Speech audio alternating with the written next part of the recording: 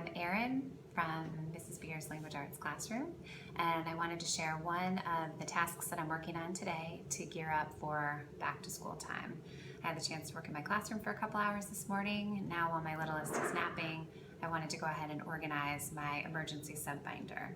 You might think you won't have an emergency during the course of the year, and it might not be a true emergency, but there may be a situation where you can't make it into school because of a sick child or some other situation that might arise. So this is why I go ahead and put this into place. So I take just a 1-inch 3-ring binder and I make sure I have it labeled.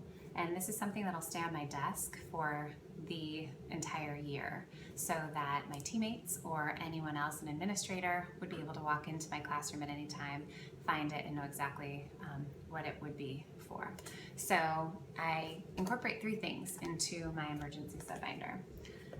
The first I call the essentials, and that's all the important things that someone would need to know coming into my classroom for the day. First thing that would be our daily schedule. So this one is not completed because schedules haven't been finalized, but it includes sort of the schedule of our day and then all the times where and when, where the students need to be actually. Next thing would be our special schedule. So depending on the day, the students or the sub know exactly where they need to be for that time. Class lists and seating charts, and then any sort of classroom expectations. I want to make sure I include them in this section so that someone coming in would know exactly who each of my students is and then where they sit.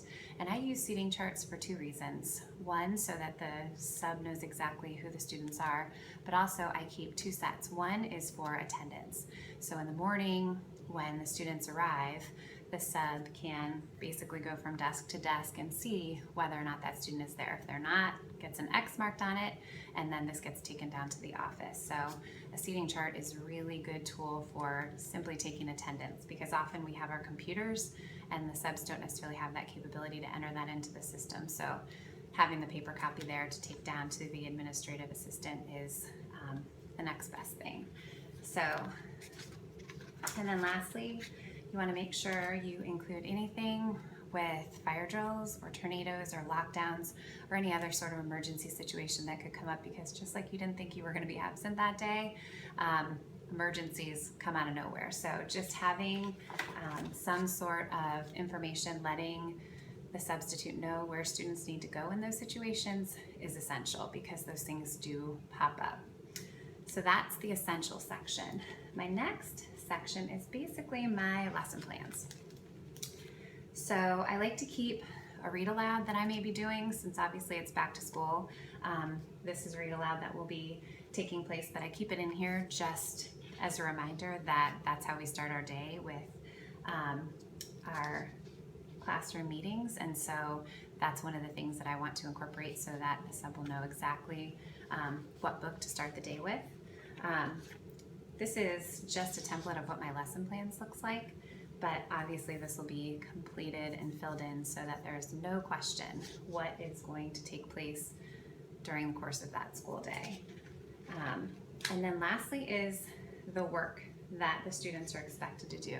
One of the things that I love to leave is our readers' theaters, because my students are highly engaged, they love them, they get to perform, and they are essentially facilitating. They're in small groups, they're reading through the script, and they are completely engaged in what they're doing, rather than seat work, which can be a little bit tricky to monitor for the sub as well as stay on task for the students. So I typically leave readers' theater with very thorough directions, and then a script for each student that they'll have the chance to look through, decide the character that they want to be, and then I have procedures for how that gets implemented. Once the reader's theater's been read through, the students will have word work, because that's always incorporated into my language arts classes, some sort of reader response, and then journaling, writing, different components that go along with that particular script. I leave enough work so that my students don't have the chance to get bored and potentially cause any sort of issues that wouldn't necessarily arise if they had more to do. The last thing that I think is so important for us to leave as teachers is an answer key.